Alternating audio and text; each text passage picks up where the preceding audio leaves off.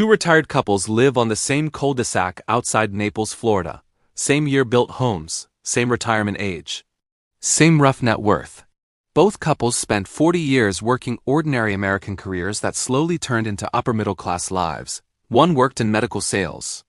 The other managed regional logistics for a grocery chain. They retired within 6 months of each other. And from the outside, one of them clearly looked wealthier. Rick and Denise pull into the driveway inside a leased black Range Rover with cream leather seats that still smell factory new. Parked beside it is a 40-foot motorhome worth more than many American homes were worth 20 years ago. The country club membership sticker sits proudly on the windshield. Their daughter's monthly Venmo request was approved that morning before breakfast. Across the street, Alan and Michelle drive a 12-year-old Lexus with faded headlights and exactly zero emotional interest in impressing anyone. Costco water bottles in the trunk. No golf cart, no boat, no second property in Scottsdale. Their vacations look suspiciously normal. One couple feels rich every single day. The other quietly stays rich. And 20 years from now, one of these couples will spend their early 80s staring at investment accounts that suddenly look terrifyingly small. The other couple will leave behind a paid-off home, investment accounts their grandchildren will inherit, and the kind of financial peace nobody posts about online because calm people rarely become content creators. That's the strange thing about retirement in America. The people who look rich often spend retirement trying to maintain the appearance of wealth. The people who stay wealthy spend retirement protecting themselves from invisible financial erosion that compounds quietly for decades. My name is Theo, and I spend way too much time thinking about why the people who look richest are often the first ones to quietly run out of money. If you're someone trying to build wealth strong enough to survive retirement instead of disappearing, somewhere around age 72, subscribe to the channel and give this video a like if it helps you think differently about money. Because the biggest retirement mistakes rarely look irresponsible in the moment. They usually look completely normal. And most of them start long before retirement even begins. The habits people build at 35, 45, 55 become financial gravity later. By retirement age, most spending patterns are no longer decisions. They're identity. Which is why wealthy retirees quietly stop buying certain things long before everyone else realizes the math changed. Number 1 is the new car every 3 years. America turned vehicle replacement into a personality trait. Somewhere along the way, people stopped driving cars and started leasing lifestyles. A retired couple making withdrawals from a retirement portfolio while simultaneously making $800 luxury SUV payments is one of the strangest normalized financial behaviors in modern America. Because cars don't just depreciate, they compound depreciation. A $70,000 SUV losing 15% a year while generating lease payments, insurance costs, registration fees, luxury maintenance, and property taxes becomes a financial vacuum cleaner connected directly to your retirement account. And the really painful part? Most wealthy retirees already know this. That's why genuinely wealthy older Americans often drive cars that look suspiciously boring. The millionaire next door rarely arrives in a leased Mercedes. He arrives in a 10-year-old Toyota Avalon with low mileage and terrifyingly organized tax documents. Meanwhile, the retiree trying to finally enjoy life often upgrades vehicles exactly when their income permanently stopped. That's not freedom. That's delayed lifestyle inflation wearing sunscreen in Florida. And once people get comfortable financing appearances, they usually move toward even more expensive toys, which leads directly to boats, RVs, and trophy vehicles of regret. There's an entire American retirement fantasy built around mobility. The open road, the lake house weekends, the freedom machine parked in the driveway. And for a while it feels incredible. Then reality arrives disguised as storage fees. The average RV owner uses the vehicle shockingly little compared to what they imagined before buying it. Many retirees discover they enjoy the idea of being RV people more than actually driving a 40,000-pound moving apartment through interstate construction zones while searching for dump stations. The purchase price is only the beginning. Insurance, maintenance, fuel, winterization, storage, repairs, registration. 100-and-50-$1,000 motorhome can quietly consume $10,000 to $15,000 annually before it even leaves the driveway. Boats are worse. Boats are essentially holes in the ocean where retirement money disappears, while everyone politely pretends it's relaxing. There's a reason marina parking lots are full of emotionally complicated fiberglass. And the saddest part is how often these purchases are made for emotional symbolism instead of actual usage. People buy retirement identities, not retirement realities, which becomes painfully obvious when retirees discover one of the most sophisticated financial traps ever sold to middle-class Americans: timeshares. The sales pitch always sounds like luxury. The resale market sounds like a hostage negotiation. Timeshares were marketed as ownership, but most buyers eventually realize they purchased obligation instead of freedom. Annual maintenance fees rise constantly. Availability becomes complicated. Selling becomes nearly impossible. Some retirees spend $20,000 upfront and another $2,000 annually for vacations they could have booked cheaper online with zero long-term commitment. But the real genius of the timeshare industry was psychological.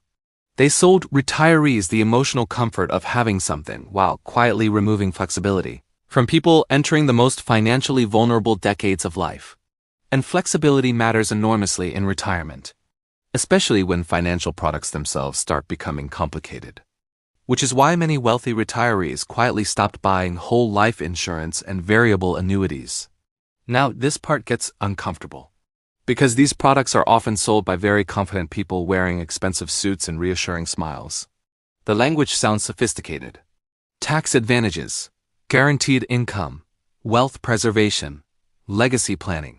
Meanwhile, hidden fees quietly chew through returns like termites inside walls nobody checks until the floor starts collapsing. Variable annuities often layer fees on top of more fees, mortality expenses, administrative fees, investment fees, rider fees. 3% annual drag on a $500,000 investment is $15,000 disappearing every year before inflation even enters the conversation. That's not investing. That's feeding an ecosystem. And whole life insurance often gets sold to retirees who no longer need massive insurance protection but desperately want emotional certainty. Complex financial products thrive when fear increases. And retirement creates fear very efficiently. Fear of markets, fear of taxes, fear of aging, fear of dying broke. The financial industry understands this deeply, which is why retirees often buy emotionally comforting products instead of mathematically efficient ones. The same emotional logic appears again when people buy second homes they swear they'll use constantly. At first, it sounds perfectly reasonable. A small condo near the beach, a mountain cabin, a winter property in Arizona. Just a peaceful place for family memories. Then the bills begin arriving. Property taxes, insurance, HOA fees, repairs, furniture, landscaping, utilities sitting unused half the year. A second home can easily cost $25,000 annually before anyone even sleeps there. And eventually something strange happens. Retirees discover they don't actually want to manage two lives. Travel becomes tiring. Maintenance becomes annoying. Children visit less than expected because adult kids already have their own lives. Meanwhile, the property sits there like a very expensive emotional support animal. The wealthy retirees who stay wealthy understand something brutal. Owning less often creates more freedom, but status is addictive, which is why so many retirees keep paying for country clubs long after the excitement disappears. Country clubs are fascinating because they reveal how much humans will spend maintaining social identity. Initiation fees, monthly dues, food minimums, golf cart fees, guest fees, holiday events. One retired executive in Texas calculated he was spending nearly $30,000 annually to play golf twice a month and mildly dislike everyone at dinner. But leaving felt emotionally difficult because the membership represented status continuity. Retirement changes identity violently. People lose titles, schedules, professional importance. Country clubs often become emotional substitutes for relevance. And emotionally expensive substitutes usually multiply elsewhere too, especially with adult children. Number 7 is monthly financial support to adult children. This one hurts because it comes from love. Parents spend decades protecting their children, and then retirement arrives, and suddenly many of them continue financing lives they can no longer truly afford to subsidize. $1,000 monthly to help with rent, $500 for car payments, covering groceries, paying phone bills, helping with credit card debt. Individually, each payment feels manageable. Collectively, 20 years of temporary help becomes hundreds of thousands of dollars quietly transferred out of retirement. Accounts already fighting inflation and longevity risk. The emotional trap is brutal. Parents feel guilty saying no, especially when adult children are struggling in an economy that genuinely feels difficult. But wealthy retirees often distinguish between helping once and financing permanently. There's a difference between assistance and dependency. And many retirees discover too late that they sacrificed long-term financial stability to avoid short-term emotional discomfort. Ironically, the truly wealthy often look less wealthy precisely because they stopped buying symbols entirely. Status watches, luxury shoes, designer labels. Most people dramatically underestimate how little genuinely wealthy older Americans care about visible luxury. The $50,000 Rolex often appears on people trying to announce wealth. The wealthy retiree protecting $8 million usually just wants a watch that tells time without requiring a personality attached to it. Luxury symbols are expensive because they perform social signaling. But retirees no longer climbing professional hierarchies eventually realize something unsettling. Nobody important is actually watching. The neighbors aren't auditing handbags.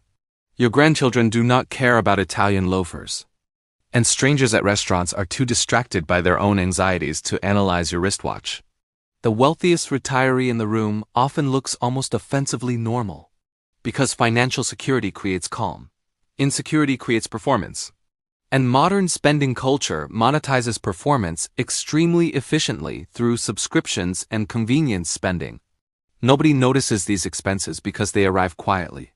Streaming services, premium apps, meal delivery subscriptions, cloud storage, luxury memberships, auto renewals, $30 here, $50 there, $99 somewhere else. A retiree carrying 20 small recurring expenses can easily lose $1,500 monthly without feeling a single large financial decision happened. That's $18,000 annually. Almost $200,000 over a decade before investment growth even enters the equation. Convenience spending is dangerous because it disguises itself as harmless modern living. And companies intentionally design recurring payments to feel emotionally invisible. Nobody feels rich canceling subscriptions. But wealthy retirees quietly understand that protecting wealth often looks incredibly unexciting, which becomes critically important during the first 5 years of retirement. Because number 10 is overspending during the retirement risk zone. This is where the real danger lives. The first few retirement years determine far more than people realize. Markets decline early. Withdrawals begin immediately. Large purchases happen simultaneously.